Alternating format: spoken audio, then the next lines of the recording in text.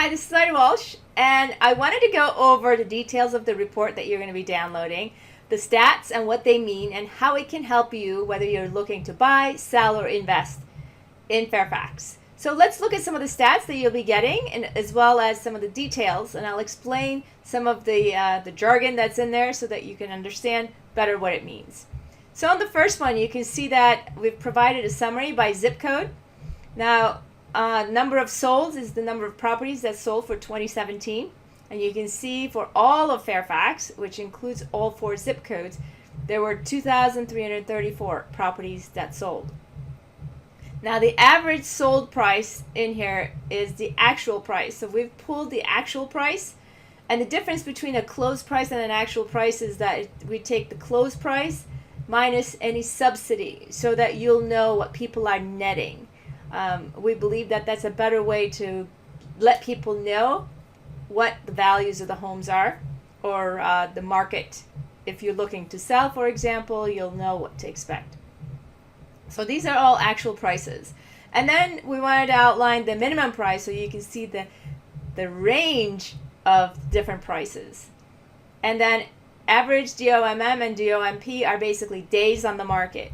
Now, the DOMM is the last listing marketing time. So it was basically the days the property was on the market for that last listing.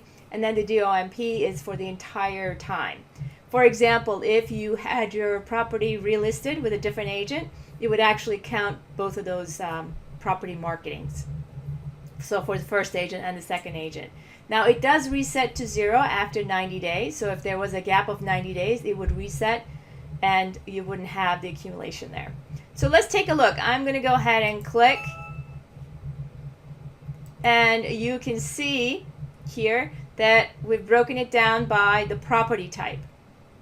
And then again, all of this information breaks it down, and you'll see the range here. So you can see on the detached homes, it ranges from 235,000 to 1.375. So obviously this is just one slice of the data. So there's lots of different information that you need to look at, which we also provide.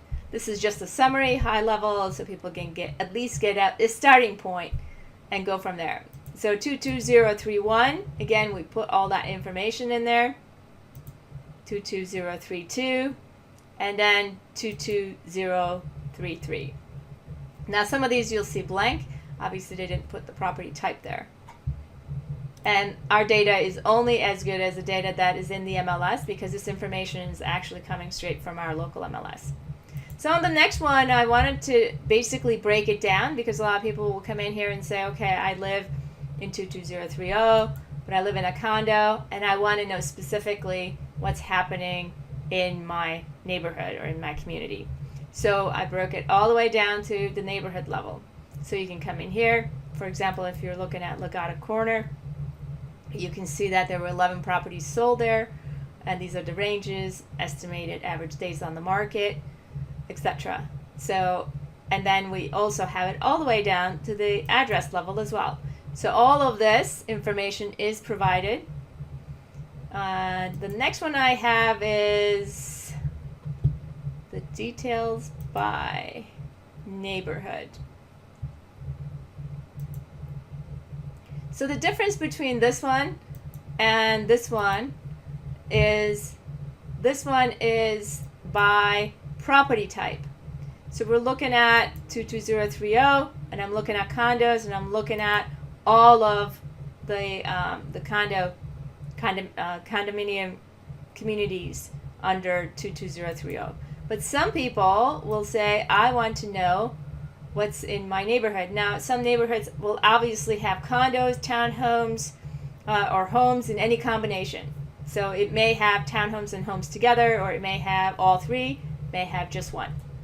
So we wanted to break this down so that people can come in here and actually look at it and see the breakdown by property type per neighborhood. All right, on the last one, we have broken it down by zip code and the type of transaction. So a lot of people are asking us about, well, how many short sales were in Fairfax, how many bank-owned or foreclosures, as well as, the other or undisclosed. So we wanted to break that down so you can see how many of those types of transactions took place per zip code. And again, the average there. Then we are providing you with all the details for this information. So what I mean by that is all the details and an address level. You'll be able to come in and take a look. And this is grouped by neighborhood, so you can easily look through the information. But you're going to be able to see all of the details that we pulled in and summarized. For example, if you're interested in finding out for your neighborhood and you want to find out what did homes sell for, or how much seller subsidy is on average given back for, let's say, a 4-bedroom property. So you can come in here and actually look through all of that data. Now, if you wanted to see pictures of the properties or more information, please request a report from us so that I can send you that information and you can click and look at that information. Because valuation of a home is a lot more than providing this type of data. There's a lot more that goes into actually calculating and coming up with a value or a price for a home. We look at multiple things.